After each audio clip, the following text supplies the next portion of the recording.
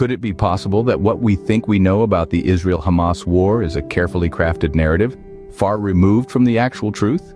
Such a proposition invites a cross-examination of our ingrained beliefs.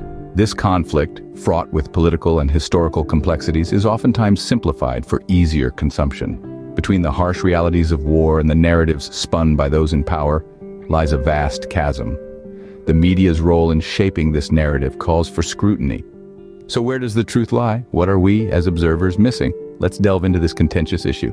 The story begins in the early 20th century with the formation of Hamas and Israel. Skipping forward to the 21st century, tensions escalated in May 2021.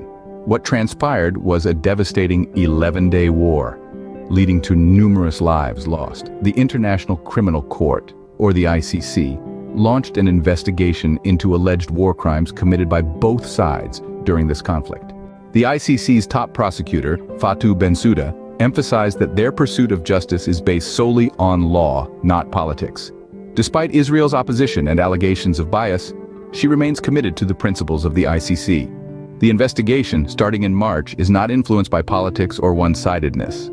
The spotlight is equally on the suspected actions of both Israeli military and Palestinian groups. This includes Hamas. The ongoing investigation, which began in March of the same year, is scrutinizing suspected war crimes committed not only by the Israeli military, but also by Palestinian armed groups, including Hamas. Fast forward to October of 2023. Experts have started to decode the web of misinformation about the Israel-Hamas war being disseminated online. The digital world is saturated with misinformation, adding confusion to the already complex international conflicts. With the rise of social media, such distortions have become more prevalent.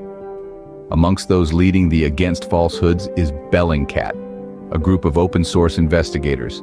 They're focused on assessing, researching, and ultimately debunking these false narratives, revealing the hard facts obscured by deceit.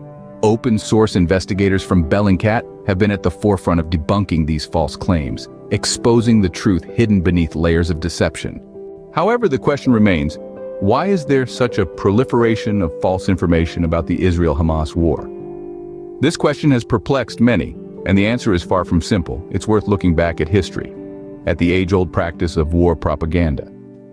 This strategy, used by nations at war, aims at swaying public opinion and manipulating views to suit their narrative. It is a tactic as old as conflict itself, where misinformation becomes a potent weapon. In such scenarios, the truth often gets lost, misinterpreted, and most tragically becomes a casualty. In conclusion, the Israel-Hamas conflict is a complex issue mired in decades of disputes. Misinformation has complicated things further, causing confusion. Key aspects include the ICC's investigation into alleged war crimes, the rise in false online narratives, and expert efforts to debunk them. In a world where misinformation spreads rapidly, it's crucial to question narratives and seek out reliable sources. Only then can we hope to understand the true nature of complex issues like the Israel-Hamas conflict.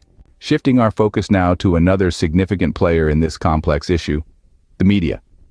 The media has always played an instrumental role in shaping public perception of any conflict, and the Israel-Hamas situation is no different.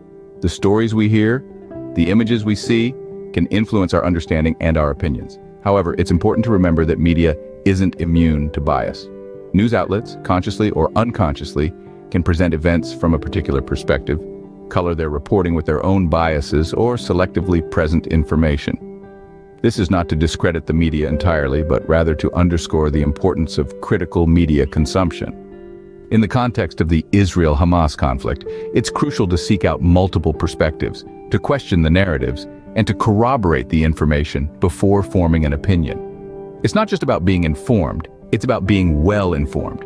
As consumers of media, we hold the responsibility to critically evaluate the information we receive.